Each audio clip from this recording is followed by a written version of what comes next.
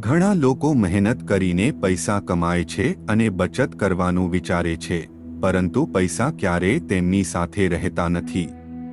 તેનું કારણ વાસ્તુ દોષ હોઈ શકે છે. તેનાથી ઘરમાં નકારાત્મકતા આવી શકે છે. વાસ્તુ નિષ્ણાતના જણાવ્યા અનુસાર ઘરમાં વાસ્તુ દોષનું મુખ્ય કારણ ભગવાનની ખંડિત મૂર્તિઓ રાખવાનું હોઈ શકે છે. તેઓ ઘરમાં નકારાત્મકતા લાવે છે. આ કારણે ઘરમાં ક્યારેય પૈસા નથી રહેતા.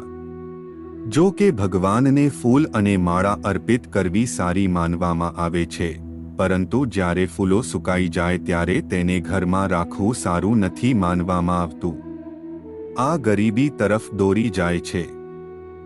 લોકો પોતાના ઘરમાં સકારાત્મકતા લાવવા માટે તુલસીનું વૃક્ષ વાવે છે, પરંતુ જ્યારે આ છોડ સુકાઈ જાય છે ત્યારે તેને ઘરમાં રાખવું સારું નથી, જેના કારણે તેમના પગ ફેલાતા પરેશાનીઓ થવા લાગે છે.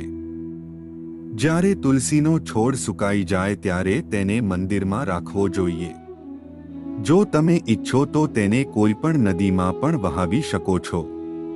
પૂજા સમયે દીવો પ્રગટાવવાથી ઘરમાં સુખ સમૃદ્ધિ આવે છે, પરંતુ દીવો ક્યારેય ખંડિત ન થવો જોઈએ, કારણ કે ખંડિત અથવા થોડો તૂટેલો દીવો પ્રગટાવવાથી ઘરમાં અશાંતિ સર્જાય છે, જેના કારણે દરેક કામમાં અડચણો આવી શકે છે. ઘરમાં ક્યારેય અગ્નિ દેવી દેવતાઓના ચિત્રો કે મૂર્તિઓ ન રાખો. તેનાથી લડાઈ વધી શકે છે.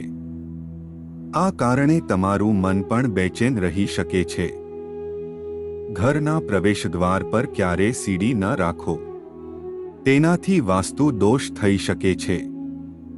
આમ કરવાથી ઘરમાંથી સુખ શાંતિ છીનવાઈ શકે છે. પૂજા સ્થાન પર એક જ ભગવાનની એકથી વધુ મૂર્તિ કે તસવીર ન રાખવી. આ કારણે મૂર્તિને દોષ આપી શકાય. તેનાથી પૂજાનું ફળ પણ નહીં મળે.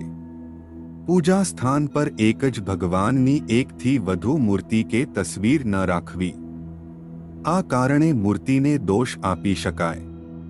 તેનાથી પૂજાનું ફળ પણ નહીં મળે.